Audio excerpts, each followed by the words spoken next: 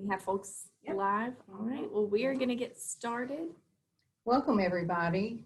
I appreciate all of you all being here today. We're wanting to discuss geofencing, which is a new thing for us at 93 KTG. We're very excited about it. It's an excellent choice to add to traditional radio advertising. And we're partnering with Oddball Creative out of Owensboro. And I knew that we wanted to do something digital, but wasn't exactly sure what we wanted to do. So I talked to some of my friends at Oddball, and they said, this is something we think would work for you all. So this is what we've done. This is Jessica Casebolt. Goodness gracious, I'm a little nervous, everybody. Jessica Casebolt with Oddball Creative. And she is the one that's going to talk to you all about it because she's teaching me along with you all. So thank you very much again for coming, and let's give her a warm welcome. Thank you so much. Thanks, Sean. I am so glad to be here because I think this tool is something really unique and really special. There are kind of a million different benefits to using this and being active in that digital marketing space as well. I think where we can start, though, is maybe just to jump right in and talk about what are the mechanics of geofencing. So if you are anything like me, and basically everyone I know, you spend your days on your medium screen at work, and then you're always on your small screen, and then you come home at night to the very, very big screen where you shut down your day. And so we're always in front of screens, always. So to get your message in front of the right audience, to have a presence in those spaces, it's really, as far as advertising goes, it's where people are spending a lot of their time and a lot of their energy. So you want to be able to get into that space and to compete in that space. But to jump into those particulars from the beginning, a lot of people have heard of geofencing, but maybe don't know exactly how it works. I think it's really cool. It's a process where we determine a strategy for you. Maybe this works best if I give an example. So at Oddball out of Owensboro, we work very closely with a furniture company. So Furniture Warehouse in Owensboro, you know, this is one of the things when you're shopping for furniture, if you just bought a new house and you're trying to fill up several rooms, like you're shopping around at a lot of different places. You're not going to kind of buy off the shelf, or typically people are shopping around. So our idea for geofencing was, knowing that people are going to look around at several different locations in town, we want to make sure that Furniture Warehouse makes it on the list. So what we do is we wrap an invisible fence around Ashley Furniture and around this furniture store and that furniture store, so that as soon as our target, our prospective customer, if somebody's going into Ashley Furniture, right, they're looking for furniture. This is the person that we want to get their attention. And as soon as they cross our little invisible boundary, their information goes into a bucket. And when I say information, it's not their name, it's not their email, it's not that creepy, but it is location-based. So we do kind of ping off of the location-based services on their cell phone. So their kind of digital footprint goes into our bucket. And then we can start serving them ads. I mean, basically, as soon as they walk out of the door at Ashley, they're going to pull up a website. They're going to check the weather to see what, their plans are for the weekend. And when they're scrolling on the weather app, oh man, there's a banner ad for Furniture Warehouse. We didn't stop in there today to look for furniture. And we also, on the data side of that from us, this is the part that I think is really cool for business owners, because you want to track where your spending is, right? You want to know where your ROI is to make sure that you're making the impact, all of those things. We can see, that's kind of this really satisfying part, is when that person does walk into Furniture Warehouse, they start getting our ads with those location-based services. We can tell who got put into our bucket, went to that location, got in the bucket, and then came to us. So it's really cool to be able to kind of assess some impact and measure success that way. So that's kind of the nuts and bolts, but geofencing has been used I mean, of course, geofencing your competitors is a great idea, you know, and you can do it with any number. And the creative piece is very important too. So no matter what kind of advertising you're doing, whether it's on the radio or whether it's digital ads or what have you, you have to have a great message. So what's your value proposition? And that can help inform your strategy as well. But just to throw out, I guess, to get your creative juices turning a little bit, we have done geofencing campaigns for pool repair companies. And with our packages, our largest package, you can geofence up to 100 locations. We could go in for this pool repair company and look in their targeted neighborhoods, because you get this aerial view, kind of like if you were on Google Maps. We can see everybody who's got a pool in their backyard. So you get 100 locations, you wrap these fences around these people's homes. So when you get 200,000 digital ad impressions per month with this package, you're not wasting any of that. You're getting it directly to those people who are in market, who probably need to be opening their pools, or eventually they're going to close them. Maybe something goes wrong, dog gets in, scratches the liner, all that stuff. You know, you're getting your message to exactly the right person. I think it's so cool. I think it's just really, really innovative in some ways that, and especially when you get creative with it, the opportunities can be pretty limitless. So you can talk briefly through our packages, and Sean, you just chime in if there's anything you think of that I pass over. I'm really the radio marketing consultant. Right, and then so she just is adding to and building my bundle for me. I do have a question. Yeah.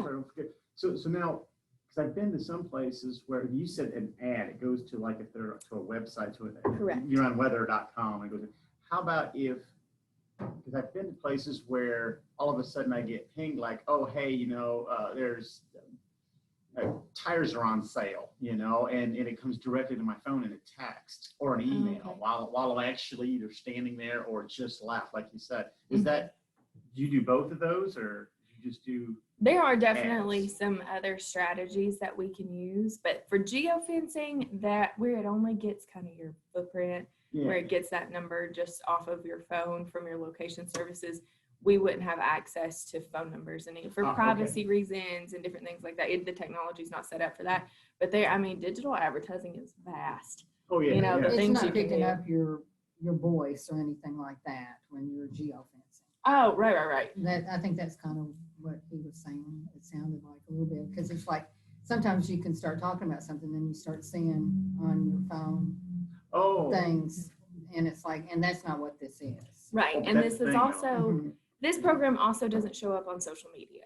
And that's something that I like to point out to people, that Facebook and some of these other platforms have really dialed in on how deeply you can target.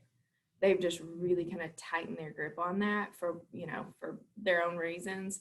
So these ads do not show up on Facebook, but they do show up on the web pages that the people in your bucket, it goes to the sites that they're visiting, which sounds so complicated as far as what's happening in the system on the back end. Like, how do you know where they're going? We just, the system knows. We find it. We know where their traffic is going, and we show up where they are. So yeah, it doesn't show up on Facebook, and it also takes the form of these digital banner ads, which I think is another important step in the process too, to know that, like, if somebody clicks on your ad, that's another thing to think of as far as like a strategy you would employ. When somebody clicks on the ad, where do you want them to go and what do you want them to do? So we work with a lot of folks who say, I just want somebody to make an appointment, or I want somebody to register for my newsletter, or, and then maybe that's where you start getting emails and phone pings and stuff like that when you have that call to action. So somebody clicks on your ad and it takes them to a spot on your webpage, or it takes you to a landing page where they can do or if it's buy something, if you've got an e-commerce website, you want them to buy something, you have that call to action in your ad, and we can route people. If they click on your ad, it takes them directly to where you want them to go so that they can do what you want them to do. So it's a lot. So many things that it can do. Yeah. getting people's attention and getting them into your business or just contacting you. And the key to a lot of this, though, is your strategy. There was, I thought this was really interesting. We worked with a group that dealt with substance abuse, that they were a rehabilitation center, and they were wanting to get in front of addicts to let them know that, like, you can get help now. And the number one place they wanted to geofence was McDonald's. And you know, we talked through that with them to say, like, yes, your population may be there. You know, they're using McDonald's Wi-Fi, so maybe they're in the park if you geofence the parking lot or something like that. But the amount of non-targets pulling through, how many cars pull through McDonald's every day? So when you're allocated 50,000 impressions or 100 or 200,000, you don't want just, you know, the mom who's got a car full of kids going to soccer practice to get your ads. You have to be strategic in your locations. And we can this is a question we get all the time too, which I think is so fun. How big or how small? We can geofence an area the size of like a broom closet. So sometimes you have folks who want to geofence like a particular aisle in Walmart or Home Depot. Like if you've got a product that you know that Walmart doesn't carry, that if somebody's in that aisle looking for it, like geofence just that little portion and put that in front of a person, like they'll start getting ads like, hey, we have a better selection than Walmart.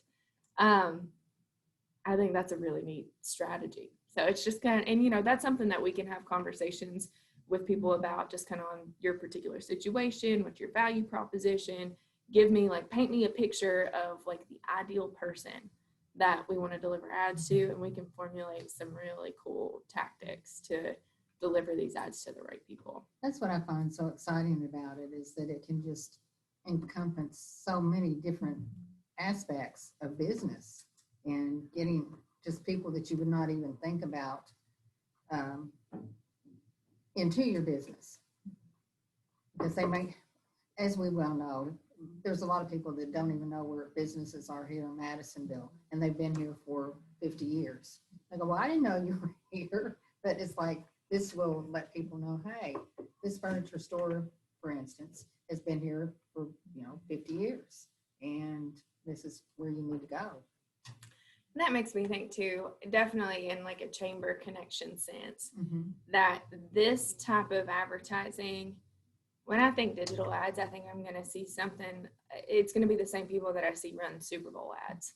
You know, it's your Cokes and Walmarts and some of these huge companies. But the cool thing about being able to do it this way is that it is so targeted. We're getting it to this, like, we're not trying to advertise to the entire country like Coke and Walmart. We're targeting your audience right here, but you're in the same places that they are. You're showing up in the same banner, or you're popping up in the same ad space that these other kind of big shops are typically, up until now, have been dominating for the longest time. So this allows you to really play in that space with some of these enormous behemoth companies. See, it makes me think, I'm going to give a shout out to Big City, because I see the cup over there. Oh, It's like there are, we can geo-target that so that people, when they're going to other coffee places or whatnot, they're going to say, Big City, see it come up. And they're going to go, that's where I should have gone, instead of McDonald's. yeah. Right? Like, shame. Yeah. Local. McDonald's is a great place to buy coffee. It is. McDonald's is a great place to buy coffee. I apologize. I'm just thinking they are locally owned. I remember that now. Oh, yeah. I apologize. We all make our McDonald's. But it's, it's back to the kind of conversation of like the furniture warehouse conversation. Like, let's just make sure some of our local coffee shops are considered. Yes. That they're in the conversation, that you're on the list. So that when somebody wakes up in the morning and they're, barely getting to it, like, I'm not going to get coffee. Maybe I should think of something local. I think that's a really just cool way that we can put you in front of your target audience and get you in there with some of these bigger players. Absolutely. So I was talking to a gas station owner recently, and they were out how to target just competitors that are buying a certain brand, like diesel. So Okay. we could like geofence just around diesel pumps in the area. Is it that small that we could do something like that? If you're trying to attract their diesel customers, like the people who are pumping diesel gas, is that the idea? Yeah, if you just wanted to, because typically that's kind of set off away from a lot of the pumps sometimes, and you could absolutely geofence that area. I think they were under the impression it had to be a larger area and they couldn't determine what type of gas, if it was a truck driver or just a regular car. Yeah. That's interesting. And it, and that's always kind of a complicated thing too, because sometimes people will say, oh, I want to geofence all of Madisonville. It's like, no, there's some other things, you're going to burn up your impressions like lightning speed. There are better ways to do that. There are other digital marketing strategies for things like that. But when we are trying, this is, I think, gets you to some of the most targeted advertising that you can do. And the more specific you can be like that who else is going to go over there to those pumps other than the service people? You're getting exactly the people that you want. So That's an excellent idea. I think Excellent idea. So if I'm a truck driver and I go to the diesel, and it sits out by itself, and I fill up my 4-wheel drive diesel pickup truck, let's say, $30, $40 worth of gas, not a big deal. Okay, so I fill that up and then I leave. Okay, now, explain to me, as my truck driver, what do I see? Does it come over my phone then, or how does that work? What do I see as a geofenced customer? Perfect. I'm glad that you asked that, because it's not intrusive in the way that it's going to be like, alert, you crossed our fence, buy gas over here. It's not going to be like that. That's what I want. As a business owner. Right. I want to bombard them. No, like, hello, we got you. No, it's a little more subtle than that. It will show up for banner ads. The creative that we do, it's a static ad. So I've got some examples, and we'll give this out to everybody too, of what your ad will look like. How will people see my ad? Okay. So these are some like examples of the creative and like some of the places it'll show up on your phone. So it's going to match. That's great. Yeah. So it'll just start to populate on the sites you visit. Okay.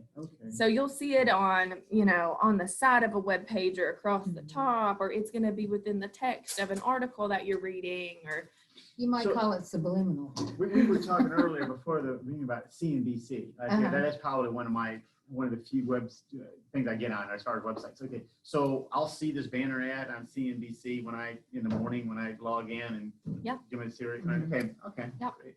So that's how it will show up. So it's not necessarily while you're in that fence. It's going to be after you're gone. Oh, that's interesting. I didn't realize it was going to be. How long does that last? It's however long somebody wants to run the campaign. So the number of impressions. Yeah. Okay. And we recommend that you do at least 3 months of this for it to make sense. Just kind of doing 1 month doesn't give enough time to get the penetration and to get people to see it enough to want to fill out your contact form. Like giving it 3 months, we can see, even in the idea of somebody shopping for furniture, maybe they have this one Saturday set out to shop, and then they start getting ads for Furniture Warehouse, and they don't make it back until, they're out it's summer too, right? So they've got a week of vacation, and then their kids have a ball game the next Saturday, and it's not until 2 or 3 Saturdays later that they make it back out. So to really get like saturation, same for radio. Absolutely. Right? I always say you can't just run 1 month and then stop, because you're not going to get the miracle that's going to happen once you do the 3 months. It's the 3rd month that really brings the people in. You start seeing the return. And then I think another cool element, I'm glad you asked that question or brought that up, that people don't think about this a whole lot when it comes to geofencing, but you're not even limited by time. So if we were to geofence those diesel pumps today, and we wanted to start it today, anybody who walked in there today would start getting our ads. But also, if you wanted to capture, what's a good example? For the chamber, if there was some other type of small business event that happened, or something that was going on in town where you knew there were a lot of small business owners or just local business owners in a particular place, but it happened 2 years ago, we'll geofence those and backdate it. Really? So cool. So cool. So the Yeah. data was already captured and you have access to the data to From be the able to pull past. from. Which Kind of I- like the 4th celebration we had at the park. You could geofence that, and then Yes. the motels could say, okay, these are the, the people that haven't found a motel room. Right. Mhm. Okay. Yeah. Or we can invite them back next year. Exactly. That's what I think that's really useful for. And anybody who does like an event that maybe they didn't get the best records from signups, or they're wanting to make sure that they can double down on reaching out to the people that came to an event in the past. Or I think another conversation we had was about everybody loves golf scrambles, right? Yeah. And yes, we do. And It that depends. if somebody, you've got a population of golfers in town, the people who play the golf scrambles. So if you geofence somebody else's golf scramble, or geofence your own from years past to make sure you capture everybody, or you're geofencing country clubs and golf courses in their parking lot or in their clubhouse, all good ways to make sure that you're capturing that golfer population. And to be able to do it through time, say like, oh, this organization had the most successful golf scramble ever. This organization is the best golf scramble ever. And even if it was several years ago, you can grab those people. That's amazing. That to blew my me. mind. It does mine. It's like, it just has memory. Yeah. That's really interesting. So I'm just gonna make sure I understand for our viewers too. So you pay by impression. So that event or that geofencing could be an event from the past. So Mhm. all you would need to know is where that event was. So what type of, like, would it just be the block where it was, the location, the actual facility? And is there a way to determine if they were just there or if they were there for that event? And is it like a certain time frame? Like we knew the golf scramble was from 8 to 4. So it would only be from 8 to 4, the people that were in that particular location from 2 years ago. Right. You can't dial it down because you don't have names and emails and things like that. Because just like kind of like the McDonald's example, if you geofence that, it's like if you're fishing with a net, Mhm. and you put this net over this surface on the ocean floor, and you're gonna pull in whatever was there. And it's gonna be mostly attendees, mostly the people you want, and the occasional turtle in your net that just didn't belong there. But generally you're gonna capture your target audience that way. So, yeah. How hard is this to manage? I mean, I say I'm not computer literate, one man shop, so how hard is it to manage this? Is it like something I log into with a username and password type situation and download the data from the geofencing, or how? I mean, do you understand Yeah, that's how where you hard is come it? in. Yeah, you're gonna love this Non-techie, part. okay. You don't have to do any of that. So Okay. we manage all of that on our side too. And we'll also track it, and that's where this partnership comes together Yes. perfectly, is that Sean is here, that she can answer questions, address needs. All of those things can be taken care of through communication with Sean. And we're kind of, Oddball, I'm glad that I got to come and do this today and kind of talk to everybody, because I don't know, we're kind of the man behind the curtain a little bit. We're like doing the operations back there to design your campaign and launch it, and then Sean's your point person to get everything done. But we'll automatically send you those analytics every month. Okay. That'll come to you. And then also our guys will be monitoring it. I'll tell you an example on that one too that I thought was really interesting, is that we have a physical therapy place in Owensboro that we've been doing some geofencing for. And we just got through their first month, and their ads, we had great traffic to their landing page. I mean, just awesome traffic. And we had one person submit the form to schedule an appointment. We're like, what on earth? Mhm. Like, something's up here. You can't have like 1,100 views to your landing page. We got one. So we started thinking about our strategy and our message, that, the services that we were advertising for them, and you try to put yourself in the shoes of like, I'm man on the street. I got this app or this ad. Like, I know I've got terrible back pain, but I don't know that this in particular is the thing that's going to fix it. So maybe I'm a little slow to make that appointment. So we were able to modify the language on that because we weren't getting the results that we wanted. There was a ton of benefit to that many people seeing the ads already. Like they'd gotten some penetration, but our ask was off. So we were able to catch that pretty quickly so that for the duration of their campaign, and we're seeing more results now that we have modified that language to say like, sign in on this contact, fill out our contact form and we'll get a call and I'll give you a call and we'll tell you more about it. Or we'll just have like an over the phone consultation. See, that's what I like about the geofencing and radio, because with us, you can change things immediately and makes all the difference in the world. You don't have to wait a week or so. You can do it. I can be in contact with Jessica and then they can have it fixed within minutes, I guess. We can Or get at least that. by the afternoon. Yeah. And we've seen better results with that too, just people being more comfortable submitting their information when they don't feel like they're going to get like put on a calendar and maybe charged for it and all of that. So just making sure that it's working for you. Like we're always going to keep our eye on that and make sure that we're getting the traffic and that you're getting the kind of follow through on that to make it worth doing. And the thing that I like about it too is that it does show that people have seen it. It's kind of like with our streaming on the radio. You can see that people have actually been listening to the radio. You can see that people have actually been seeing your geofencing ads. And so there's proof. And that's where we talk about this combo of digital advertising and radio, just in having a diverse marketing program. Your radio is covering, how far does it cover? We cover up to Jasper, Indiana, as far as Clarksville. Now, we might have a little bit of a glitch in right before Clarksville, but then it comes back in.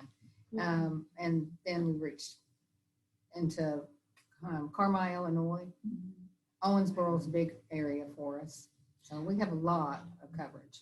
So that is like this wonderful tool to be able to get your branding out in a very big way. Like you can span that entire area. People are hearing your name and they're learning about your company.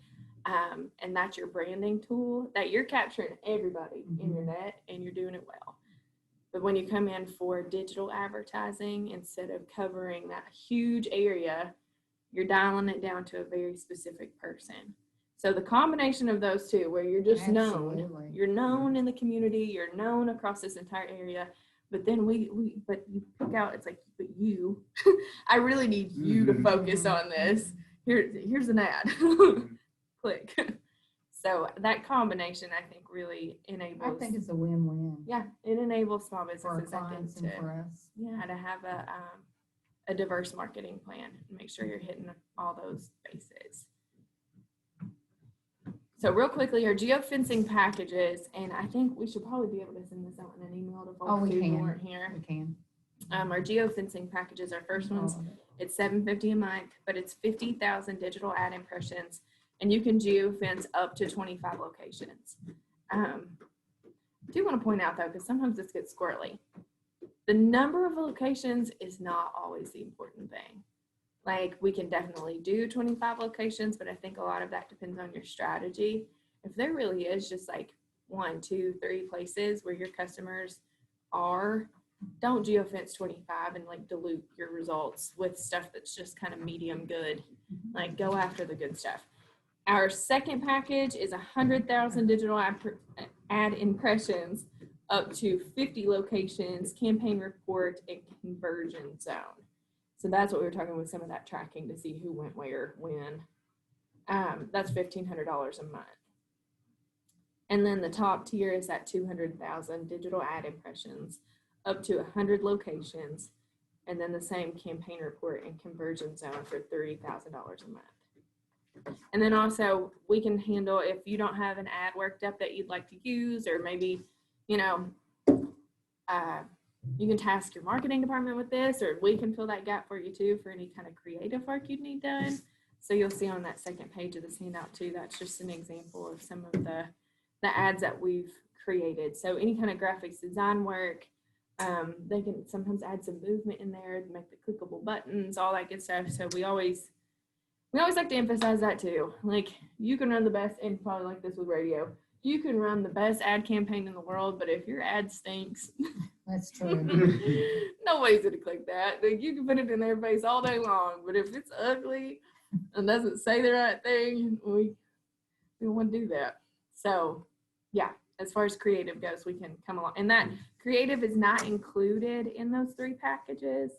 Be a one-time fee of $150. And then you can use it over and over again, or you can, if you want to take that and put it on Facebook or wherever else you want to, it's yours. We just do the creative on that piece. But you would own it. So that's a lot. It is, it really is. So that's a lot of information, and even clients we work with now continue to come back with more and more questions, or their mind is kind of blown when they hear that they can go back in time, and that didn't stick with them initially. So always, if there are questions on this, Sean's getting all the answers together. She can answer that stuff moving forward. And yeah, we'd love to answer your questions. We'd love to talk about, even if it's just kind of talking around what would some strategies look like, where would those locations be for you and your business? Where would who is that ideal? I get frustrated to no end sometimes when people are like, I'm like, who's your target audience? And they're like, well, everybody. I'm like, well, that doesn't make for a good geofence. I don't think we can do that. So everybody does have, even if it doesn't seem super clear, you can focus on like one part of your business. Like think about car lots. You've got car sales, but you also have service. If your service is kind of lagging, or I know for a lot of places it's been so hard to get inventory in, that maybe now's the time to put some gas. Oh, that was an accident. Put some gas behind your service department and really put that out there, and really put some energy behind your service department to kind of bridge the gap while it's so hard to get new vehicles in. So yeah, you may be selling to everybody, but we can drill down. So we'd love to have that conversation just to see what that would look like and how we can pick out some targets and go on offense. And if we need to, we can always have another event like this and more chamber members come, even though they're seeing this Zoom, maybe talk a little bit more in depth. Yeah, because we'd love to answer questions and hear specific scenarios, like what is your business? Do you have a struggle?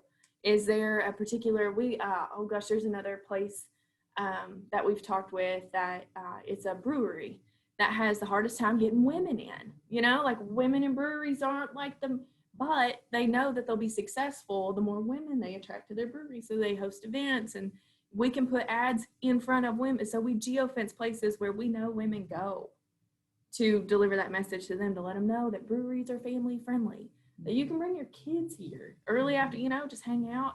And these events are set up for you. So I don't know, just kind of learning what people's particular needs are, ideal clients, if there's a space in your business that could use a boost, use a bump. We call that a customer needs analysis in radio. So I guess it's the same thing in digital, just finding out what you all need. Mm-hmm. And we're not here to just sell you something. We're here to help you and to promote your business. Yeah, and we don't want to tell you what you need either, because we don't know. You're in your business. Yeah. we do marketing. So you do what you do and let us do the marketing part, and I think we'll all win that way. So yeah, we just want to make sure that we meet your needs. And also in these tiers and pricing packages too, that's all stuff that in a kind of consultation space, we look at, the locations you'd like to geofence, your strategy, the people, and figure out which one of these makes sense for you. So sometimes, like I said, with locations, sometimes less is more. If we can cover it with 50,000 impressions, that's what we do. There's someone watching that texted me a question. Oh, cool. And this is kind of a good question. I had not thought of this. Do you feel that this technology could be leveraged to find employees? That's their biggest struggle right now? They can't keep up with the demand because they have no workforce. I am so glad you asked that, because when it comes to recruitment, we just had at Oddball one of our biggest successes, I think, in our geofencing history, is that we did a recruitment campaign for a company looking for truck drivers, and they had their post on LinkedIn, and in the 6 months it had been on LinkedIn, it got 150 views. We ran our geofencing campaign, and in 1 month, we had over 1,200 views on that job application, and they filled that position so quickly. So it's like if you're trying to recruit people, I mean, we've geofenced technical schools, we've geofenced medical schools, we've geofenced like all of these different places. Competitors. Competitors, right? If you're gonna pay more, right? You're a truck driver and you're done. Man, I You get know where they go to the shop every morning. yep, and you can get so granular on that. I mean, it just recruitment has been one of our kind of strong suits in this geofencing space because we can get right down to the right people. So Okay, we have another question from them. awesome. I'm gonna assume it's a nonprofit. Okay. Can they target high net worth shopping areas and push information about donations? Okay. And can you help them identify, text me if I'm not asking this correctly, but my thing is, I think they're trying to target certain businesses that might have high net worth folks that could also be donors for that nonprofit. And can they target certain areas like that? Okay. So essentially you're looking for high net worth people who are shopping in these particular locations. We can absolutely geofence those areas. And it's not about it. The one struggle that we did come up with is somebody wanted to geofence a part of the mall, and that was highly ineffective because you just have such a variety of traffic through there. But if you have a particular store that we geofenced that store alone, then you're really just getting their customers. And like I said, every time, in your net, you'll pull in a couple turtles and it won't be the fish you're looking for. But you'll get all of that traffic for sure. Yeah. All No right. questions from them so far. Well, because when I used to travel a lot when we lived in Atlanta, and I think I was the prime candidate because I would spend a lot of time in motels. So you're right. I could remember. I was always getting Ruby Tuesdays, Applebee's. Which are good restaurants, but it was just like, how and I think that's what it is. They'd see I was in these different communities, always in a Hampton Inn or whatever my hotel of choice, and then I'd always end up with all these restaurant ads. So I was probably a target, which now I'm not. But, It is so interesting because this has become such a part of everybody's life, and there's part of it that I think is really neat. I feel like sometimes my ads and my social media, all these things, it feels like it's curated for me a little bit. That like the places I've gone determine the ads that I get, or the things that I've searched, or any number of things. Makes it to where the stuff that comes up on my phone is really kind of more of what I'm interested in and looking for. So you're getting people who are in market for those things. But yeah, you'll be able to tell who's trying to get you. All right. I mean, is there anything we left out? Any extra? I think stuff? we've covered it, but if you all have any other questions, you can contact me and then I can ask Jessica. She'll probably know the answer, but we are always here to help, and we look forward to running these campaigns and bringing this service to this area. I think it's something that could really be beneficial for folks here. It's been a game changer for folks in Owensboro, and we work with a lot of different clients so we would love to have those conversations around your needs assessment, to figure out what's going to be the best strategy for you. And of course, we can do the creative. We'll launch your campaign. We'll monitor it. You'll get all the analytics.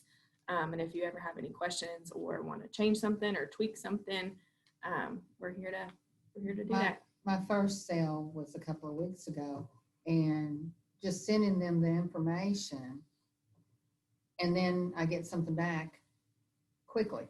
And it's like I was going, this is so amazing, because I don't know how all this works, but I don't have to. I just have to give it to them, and they know how it works, and they know how to do the creative. And this is something I meant to talk about at the very beginning, to tell you guys a little bit more about Oddball, because we are a local small business. In Owensboro, we've been in business for 3 years, but our crew over there has far more than 3 years of experience in this space. We are a small business, and we care about growing small businesses. And, I think this is, as wonderful of a tool as this is, sometimes it feels like it can be delicate, right? Because even when you place radio ads, you can sit there and listen for them, right?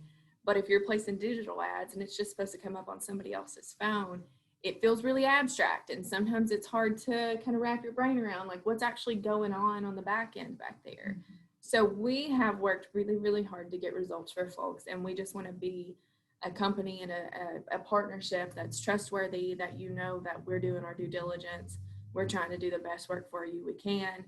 And the accessibility part, I mean, that's where I think we have a lot of people call us, I guess, when they just can't get a hold of whoever it was they were working with on whatever project on some digital work. We try to be as responsive as possible, because I know like when it comes to small business, sometimes like a $3,000 a month enterprise, like this is not always easy to come by. And we want to make sure that your 3 months don't go by without you getting a benefit from it. It's not like a set it and forget it model. We're not this huge, far away company that's just going to put you in that box and hit play and let it roll. So we really care, and we want to do great work for you all. And, we're small, we're local. We're excited to do it. We thank you all very much for coming out today. There's donuts and chocolate milk and everything from Golden Glaze. Please enjoy. And once again, thank you all for watching too. And if you have any questions, please give me a call at 939 WKG and we'll get you taken care of. Thank you so much.